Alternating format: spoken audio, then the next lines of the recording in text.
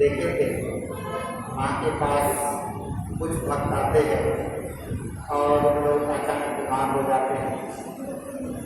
उनके लिए माँ किस तरह से व्याकुल होती है, उनके लिए सेवा शुश्रूषा की व्यवस्था करती है और जब तक सुरक्षित स्थान तक नहीं पहुँच जाते, डॉक्टर के पास नहीं पहुँच जाते, तब तक उनको 1 मिनट के लिए भी शांति नहीं होती है। बार बार बाहर जाती है, देखती है, आती है। इस तरह से हम लोग पिछले सप्ताह में देखे थे और आज हम लोग आगे देखेंगे।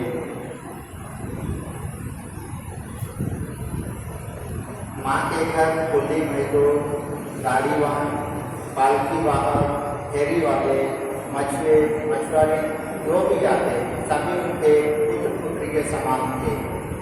वे सब भक्ति के ही समान स्नेह और अपनत्व पाते।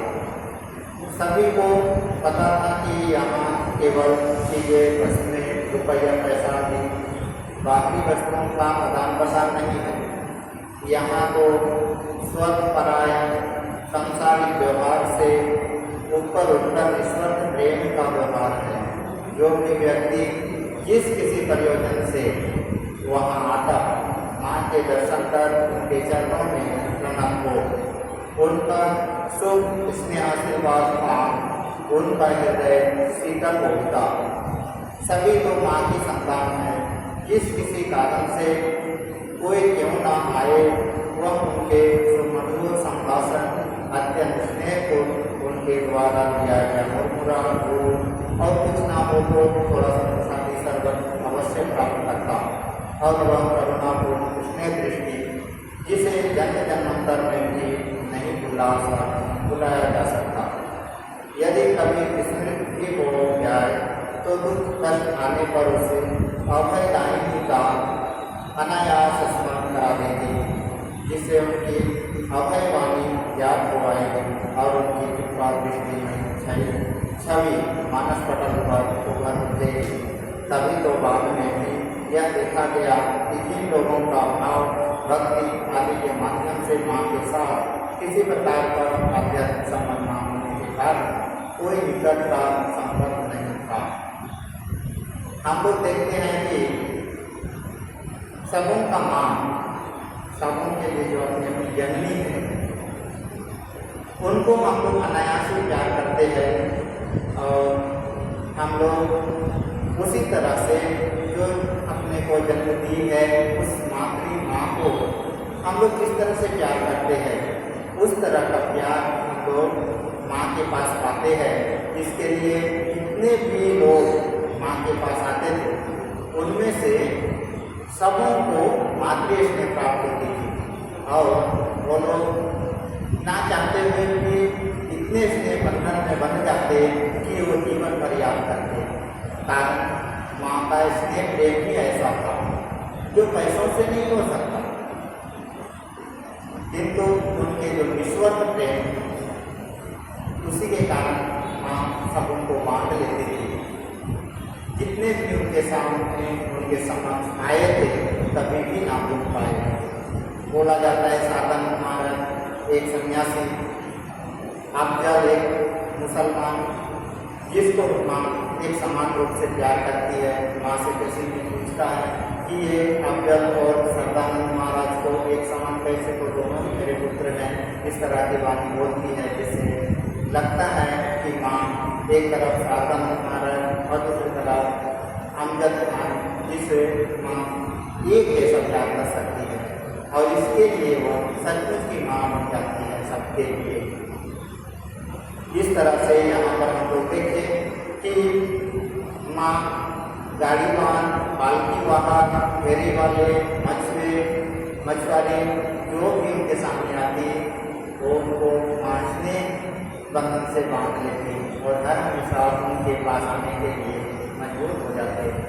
किंतु माँ एक सुदूर गांव में रहती या तो कभी कोलकाता में रहती, उनके पास ज़्यादातर लोग आने जाने नहीं सकते और कोलकाता में रहने के समय तो ज़्यादातर उनके साथ मिल नहीं सकते थे। इसके लिए माँ, हम लोग पिछले अध्याय में देखे थे, माँ जयराम गढ़ी में रहना पसंद करती है। जबकि जयराम पट्टी में कोई सुविधाएं नहीं, मच्छर का उत्पादन, मलेरिया बीमारी ज़्यादा, फिर भी माँ वहाँ रहना चाहती क्योंकि वहाँ पर अपने बच्चों के साथ वह खुशी से मिल सकती है और सबको एक तरह से सेवा कर सकती है और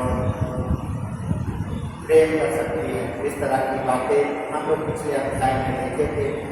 स्वामी साधेश्वर महाराज जी जो लिखे हैं, जिसके अनुसार हम लोग कल्पना कर सकते हैं कि माँ कृष्ण किस तरह से रहा होगा, जो कि किसी भी धनी गरीब किसी के लिए भी वो माँ के समान हो सकती है।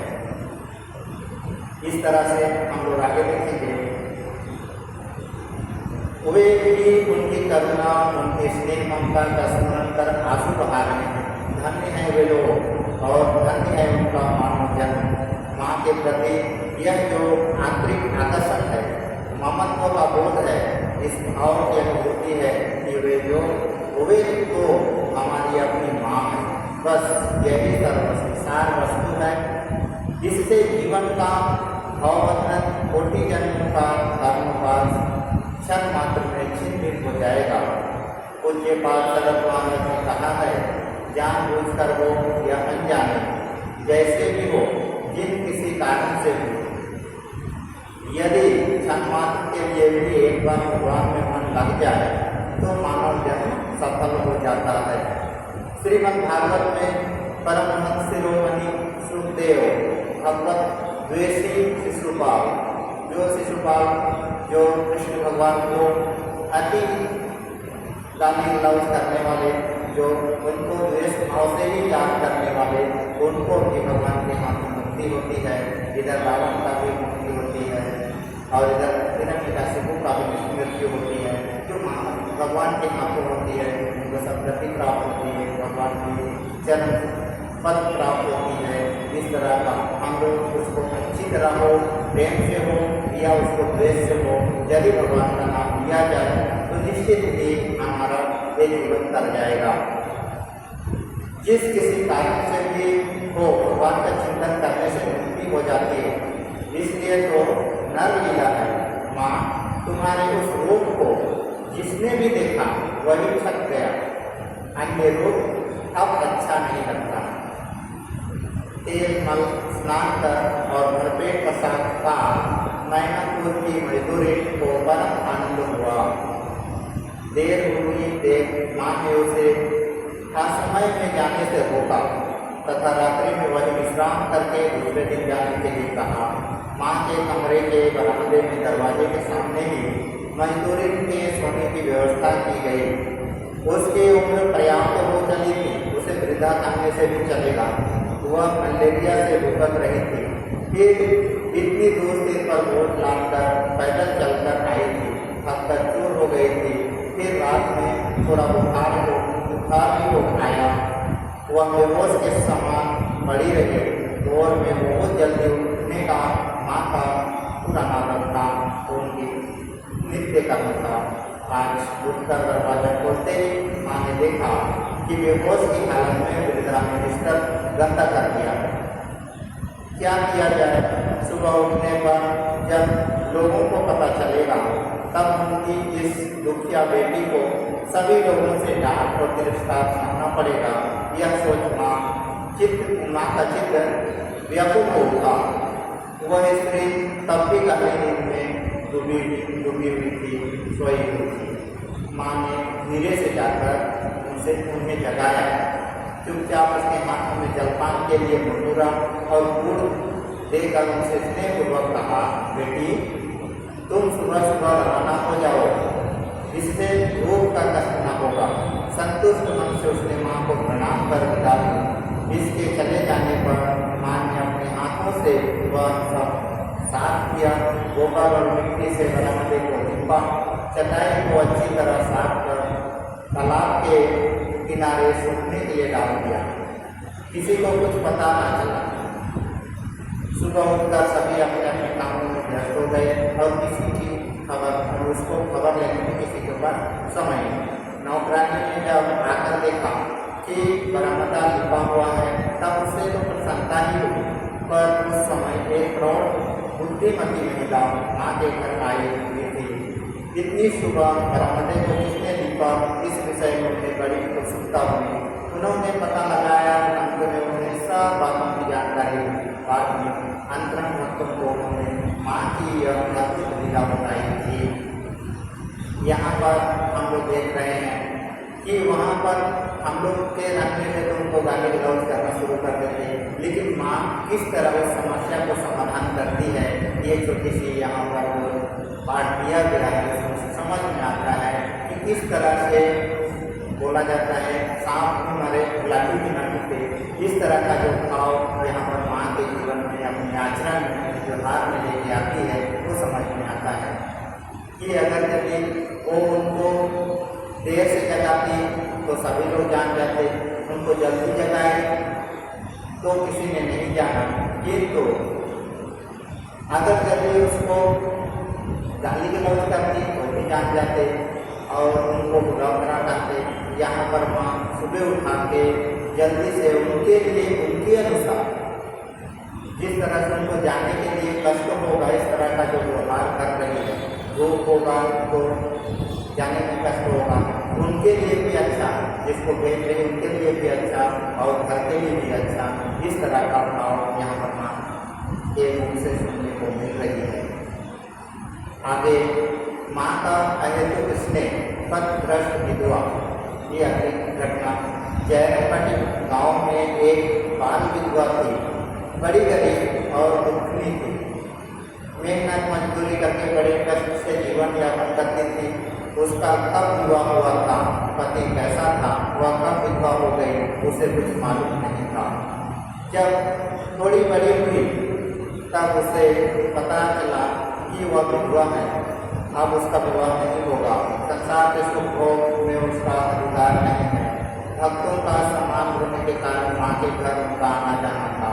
माँ का उनके प्रति बड़ा स्नेह था। धीरे धीरे वह पूर्णवती हो गई। एक युवक के साथ अवैध रूप से उनका मिलना जुलना होता रहा।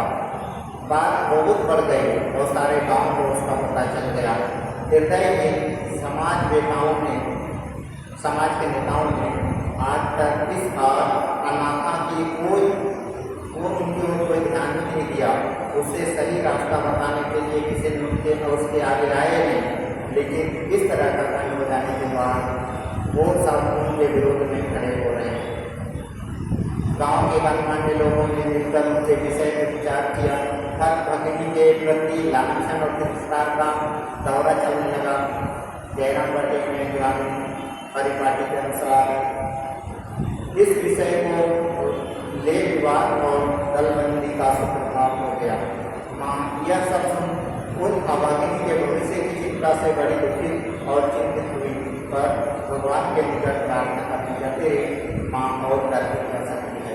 यहाँ पर माँ प्रार्थना की बातें कर रही है, लेकिन माँ जन जन्मी जो सब कुछ जानते हुए भी इस तरह का भाव यहाँ पर दिखाया गया है, जो कि माँ की प्रेरणा से ही एक जमींदार उनकी रक्षा के लिए आगे आते हैं और उस बाल विधवा को बचाते हैं।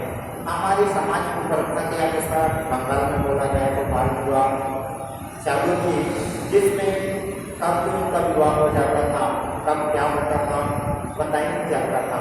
शायद जन्म होने के बाद ही कुछ दिन के बाद ही शायद उनका शादी हो जाती, जिसके कारण उनको ये सब कुछ भी पता नहीं चलता। भगवान की कृपा हुई। माँ की कृपा प्राप्त संतानों में से जमींदार ने हस्तक्षेप कर मामला निपटा दिया। गांव में शांति स्थापित हुई। माँ सुनकर आश्वस्त हुई और उन्होंने राहत की सांस ली। कुछ दिनों के पश्चात जब वे जमींदार भक्त माँ को प्रणाम करने आए तो माँ ने प्रसन्न चित्त से उन्हें आशीर्वाद देते हुए कहा, बेटा दुखनी को तुमने बचा लिया, उसकी रक्षा की, यह सुन मेरे नाम शीतल हुए, भगवान तुम्हारा मंगल करे। इस तरह की बातें माँ बोल रही है, जबकि सब कुछ जानती माँ और ये सब कराना कहीं नाम का काम है, फिर भी उनकी प्रशंसा, उनको सम्मान देने के लिए ये बोलती है। जिन्हें हम अति कहकर निंदा करते, उसे भी प्रेम करना माँ का स्वभाव था। उनकी विपत्ति के समय ऐसी संवेदना प्रकट करना, उन्हें ऐसा अपार स्नेह प्रदान करना हमारी इस जन जन्मांतर की माँ भले की भी माँ हो और बुरे के लिए भी माँ को छोड़ और कौन कर सकता है। पति द्वारा छोड़ दी गई या बाल विधवा महिलाओं के दुख कष्ट की बात सुन माँ को पीड़ा होती है। वैधव्य व्रत संन्यास धर्म के समान भी बहुत महान है, वह उन्नत समाज का चूड़ामणि है, पर इसके लिए उचित शिक्षा तथा साधना के द्वारा तैयार होना पड़ता है। माँ अपनी दुर्बल संतानों को इस सर्वश्रेष्ठ आदर्श की शिक्षा देने के लिए क्या पवित्रता स्वरूपिणी के रूप में तुम्हारा आविर्भाव हुआ है। वो वास्तव में सुख का कारण नहीं है, अपितु दुख का ही हेतु है। संयम और त्याग सुख शांति पाने का एकमात्र उपाय है। यह बात यदि तुम ना सिखाओगी तो और कौन सिखाएगा। माँ अपनी संतानों को तो तुमने सही रास्ता दिखाया है। माँ बेलूर मठ का निर्माण हो जाए इसके लिए तुमने ठाकुर से व्यापक प्रार्थना की है। निवेदिता स्कूल जगदम्बा समाधि की स्थापना को तुमने स्वयं अपने हाथों से की। आशीर्वाद दो माँ, जिससे हम तुम्हारी शिक्षा को ना भूले। इस तरह से आरती संत महाराज यहाँ पर माँ से प्रार्थना कर रहे हैं। हम लोग भी माँ के पास यही प्रार्थना करें। माँ का रहे तो इसने बालक गोविंद एक बच्चा जो आया था माँ के यहाँ काम करने के लिए, जिसका नाम है बालक गोविंद, उनकी घटना यहाँ पर दिया हुआ है, जिसको हम पढ़ें। इस प्रसंग में हमारी माँ के घर के अनाथ चौराहे घर के गोविंद की बात याद आ रही है। माँ का नया मकान बनने के पश्चात में दूध का कष्ट ना हो, इसलिए ज्ञानानंद महाराज 2 अच्छी गायें खरीद लाए। श्री सुरेंद्रनाथ गुप्त ने गायों का व्यय का ग्रहण किया। माँ संसार में रहकर भी सन्यासिनी है, कोई झंझट बढ़ाना उन्हें पसंद नहीं। यहाँ तक कि अपने लिए एक घर बनाए जाने की इच्छा भी उनके मन में नाम दी। पहले वे जब मायके जाते तो बड़े मामा बसंत मुखर्जी के घर पर ठहरती थी। वही जंगल की पूजा भी हुआ करता। स्वामी ब्रह्मानंद महाराज माँ के घर आकर उसी मकान में ठहरे थे तथा सुना है कि वहाँ उन्होंने आनंद विभोर को गीत गाए थे, नृत्य किया था। मामा लोगों ने अलग होकर अपने अपने पृथक मकान बनवा लिए। काली मामा ने दीदी माता जी की सहायता से सुंदर बैठक खाने वाला मकान बनवाया। उसके बाद से उनके ही बैठक खाने में जगधात्री पूजा होती तथा अतिथि गण भी वही रहा करते। भक्त संतानों का आगमन बढ़ने लगा। माँ को काली मामा के मकान में बड़ी असुविधा होने लगी। शारदानंद महाराज की सम्मति तथा भक्तों के प्रयत्न से मामा लोगों द्वारा दिए गए जमीन के छोटे से टुकड़े पर माँ की आज्ञा और आशीर्वाद ले मिट्टी की दीवार पर घास का छप्पर डालकर 4 कमरों का एक छोटा सा नया मकान माँ के लिए बनाया गया। मास्टर महाशय ने विशेष रूप से अपनी सहायता की। श्री विभूति बाबू गृह निर्माण कार्य की देख रेख करते पर वे बांकुड़ा में रहते थे, नौकरी करते थे, अतः सब समय उनका वहाँ उपस्थित रहना संभव न हो पाता। देखने क्या मकान का काम आगे बढ़ नहीं रहा था। इसी बीच माँ की जन्मतिथि के उपलक्ष्य में कलकत्ते से दास बिहारी महाराज तथा हेमेंद्र महाराज सामान आदि ले वहाँ पहुँचे। इन लोगों के जीत और परिश्रम से ही मकान का निर्माण संभव हो पाया। कुंवारपाड़ा आश्रम के अध्यक्ष श्री केदारनाथ माँ के विश्वास पात्र और अनुभवी संतान थे। उन्होंने मकान का नक्शा बना दिया था। विशेष समारोह पूर्वक गृह प्रवेश हुआ। सब आवश्यक वस्तुओं का प्रबंध करके माँ के सुख सुविधा पूर्वक रह सकने की व्यवस्था हुई। पर माँ बड़े मामा के उस गली के भीतर आड़ में अवस्थित पुराने अंधकारपूर्ण घर पर छोड़ रास्ते के ऊपर बने सबकी आंखों में पड़ने वाले इस उजाले भरे सजे सजाए नए मकान में आने से हिचकिचाने लगी। कुछ दिन बीते, उत्साह जोश और थोड़ा ठंडा पड़ने पर भक्त संतान की आग्रह एवं अन्य विभिन्न कारणों से माँ चुपचाप आकर उस घर में रहने लगे, जिससे किसी को खबर न लगे। रास बिहारी महाराज कोलकाता लौट जाने वाले थे। प्रश्न था कि नए मकान का रक्षक कौन होगा। नमासन से माँ की सेवा के लिए साज सामान लेकर ज्ञानानंद महाराज प्रायः आया जाया करते थे। माँ के प्रति उनकी भक्ति और सेवा भाव देख तथा माँ का भी ज्ञानानंद पर उसने अनुकंपा देख रास बिहारी महाराज ने उनको माँ की सेवा में रखा और स्वयं कोलकाता लौट गए। ज्ञानानंद महाराज कर्मठ व्यक्ति थे। माँ के घर की उन्नति में लग गए। उनकी प्रति से पुण्य तालाब खरीदा गया और साफ सफाई करके सुधारा गया। भक्तों के लिए बिस्तर आदि का प्रबंध किया गया।